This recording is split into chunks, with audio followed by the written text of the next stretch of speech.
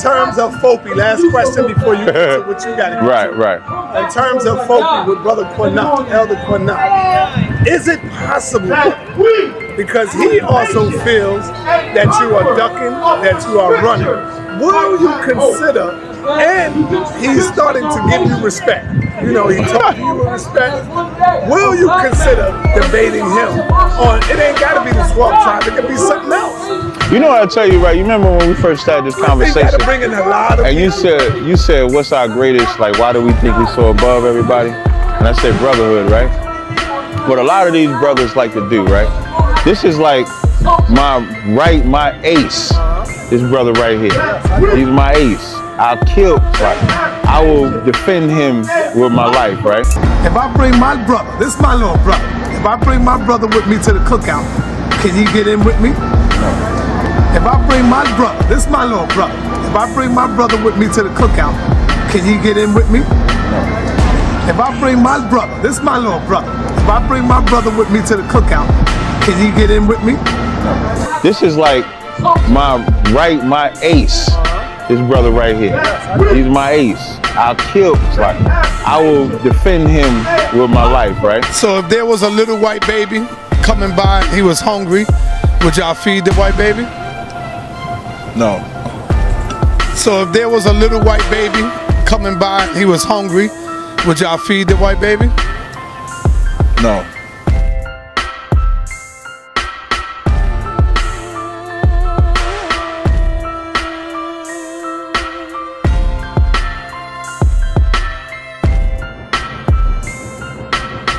This is like my ace, this brother right here.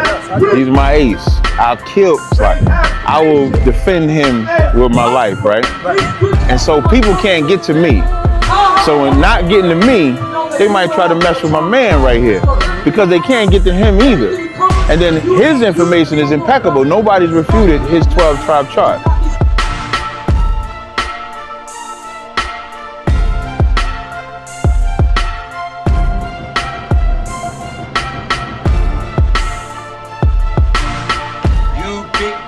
But what they do is then try to attack him personally and then try to come to me and be a brother. How much of a brother I would be to my actual brother if another brother that's disrespecting my brother comes to me and say, let's debate. And then I go to Tazaryach and say, Tazaryach, man, I'm gonna go ahead and debate such and such. You know what I mean? I know he was talking. No, Tazaryach's not gonna say that. Because Tazaryach's gonna look at me sideways like, how you gonna entertain a debate because it's going to benefit them, it's not benefiting me. How am I going to entertain a debate when they're constantly disrespecting him and never went to him and made amends with him? You don't make amends with a man by going to someone else that's friends with him. You have to make amends with that man. And if you're not doing that, you can't talk to me about a debate. That shows your lack of brotherhood, because debate or not, if we are brothers, it shouldn't matter. So no, Qanath, I mean, no, I can't do that. I am a brother. I know how to be a brother.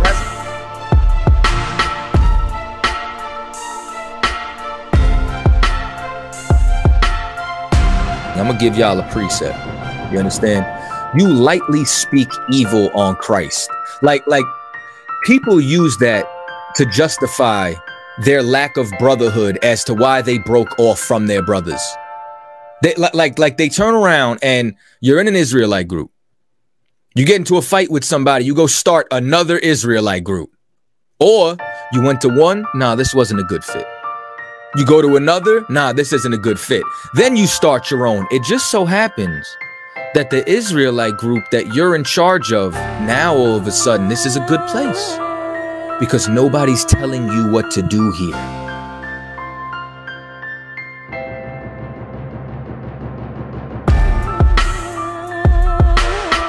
The problem is the same people who want to talk about the unity are in their fourth Israelite group.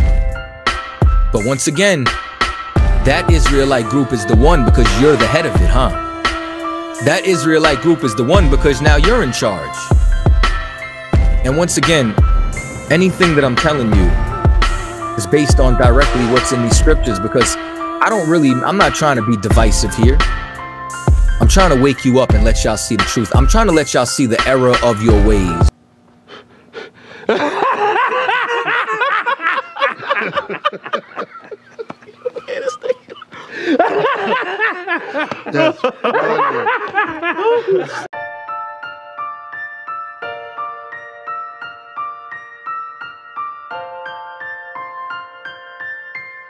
Can you clarify the statement about the white man being closer to the Hebrews than the African? Can you clarify that? Do you in the biblical narrative, you know, colorism is something. Me and my Rig was watching this documentary yesterday, and we was talking about colorism. So when people hear me say that, you know, they start thinking about what Africans, you know, got kinky hair.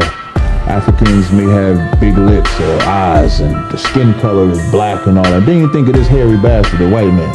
You know, hair stringy, you know, red hair, blue eyes, and, you know, the destructive nature of him. And so you get in your feelings about it. From the biblical narrative, we're Jacobites or Israelites. We come from Jacob. In the biblical narrative, Esau is the so-called white man today.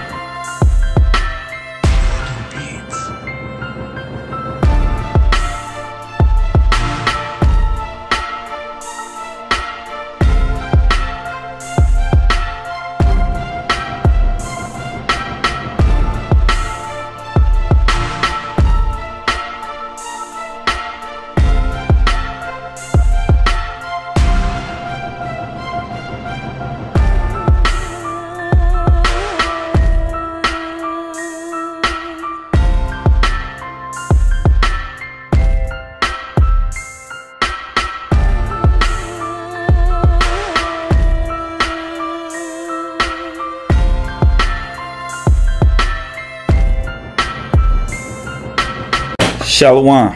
Shalom. Your brother Mark. Lamawat. Want to bring forth a quick hit on this chapter in 1 Samuel, chapter 16, right? It seems that a lot of people I see are confused about King David's complexion. What complexion was he? Some say it doesn't matter. Some say it does matter. Let's just get it real quick. Let's give it to you. Let's get 1 Samuel chapter 16 and verse 12. Okay. First, let's get it in the King James Version. All right. I'll read it. It's the book of 1 Samuel chapter 16 verse 12. And he sent and brought him in. Now he was ruddy and withal of a beautiful countenance and a goodly to look to. And the Lord said, Arise, anoint him, for this is he. Then Samuel took the horn of oil and anointed him in the midst of his brethren. And the Spirit of the Lord came upon David from that day forward. So Samuel rose up and went to Ramah. Now, it says that David was ruddy and of beautiful countenance. Let's see what the Zondervan Bible Dictionary has to say about that. Let's see what the word ruddy means. This is the word ruddy in the Zondervan Bible Dictionary. A word used to refer to a red or fair complexion, in contrast to the dark skin of the Hebrews.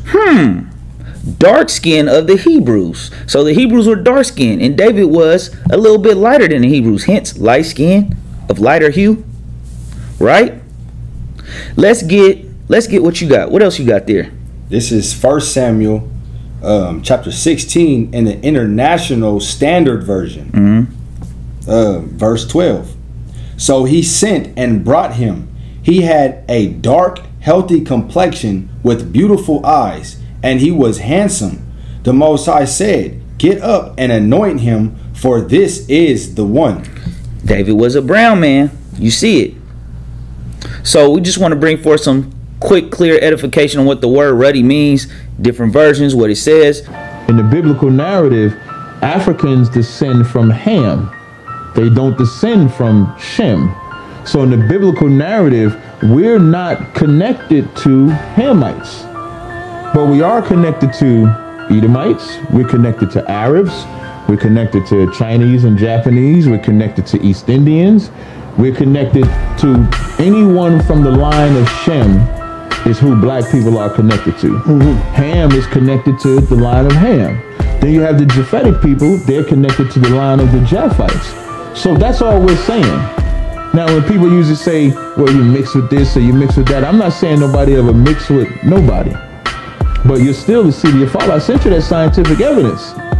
I think I texted to you, where in the North Carolina University, they did the study and they said, which I could pull up if I need to, in the North Carolina University, they pulled up the study that said, although you get the same amount of chromosomes from your mother and your father, the portion that makes up and identifies who you are comes from your father.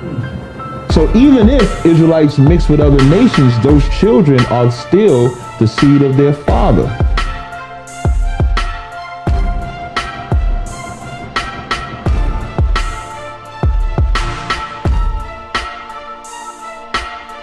So it's not like we disappeared or anything like that. So we just tell, again, we just tell the truth. So the truth is, if we're Israelites, we're not connected to Hamites or Africans at all.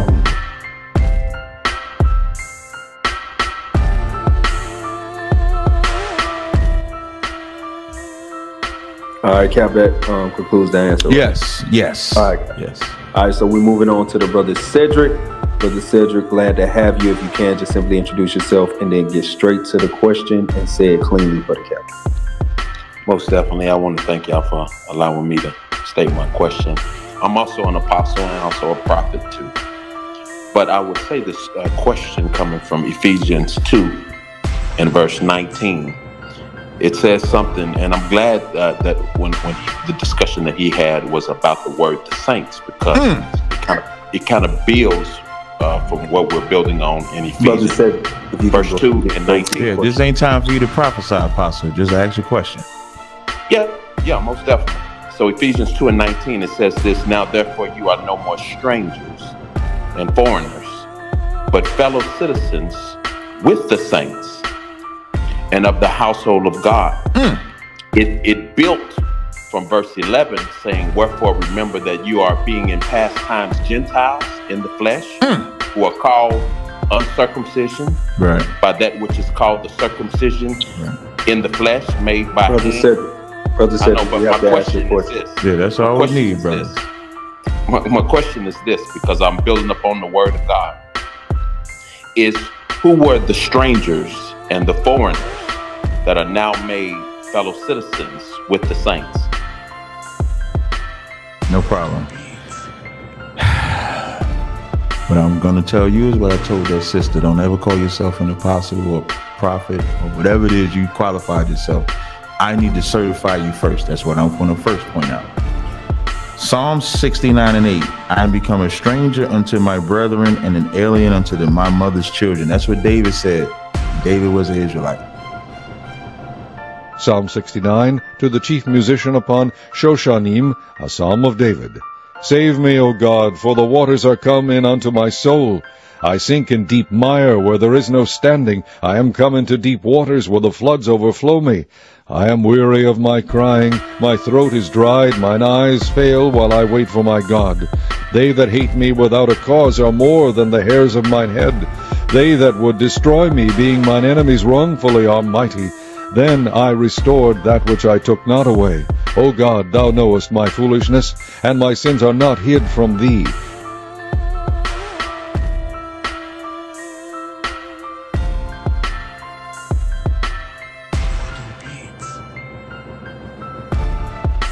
Let not them that wait on thee, O Lord God of hosts, be ashamed for my sake. Let not those that seek thee be confounded for my sake, O God of Israel. Because for thy sake I have borne reproach, shame hath covered my face. I am become a stranger unto my brethren, and an alien unto my mother's children.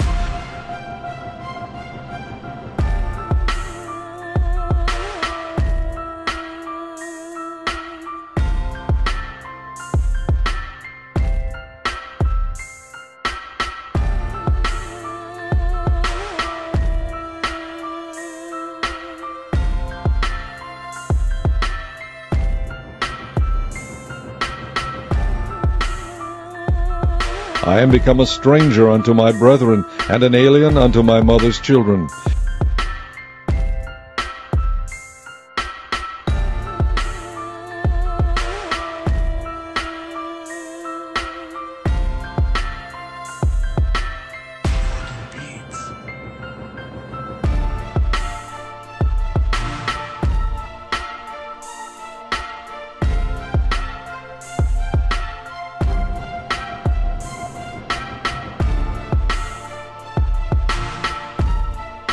For the zeal of thine house hath eaten me up, and the reproaches of them that reproach thee are fallen upon me. Stranger is not a race. When you read 2 and 12, that lets you know who the strangers are in 19.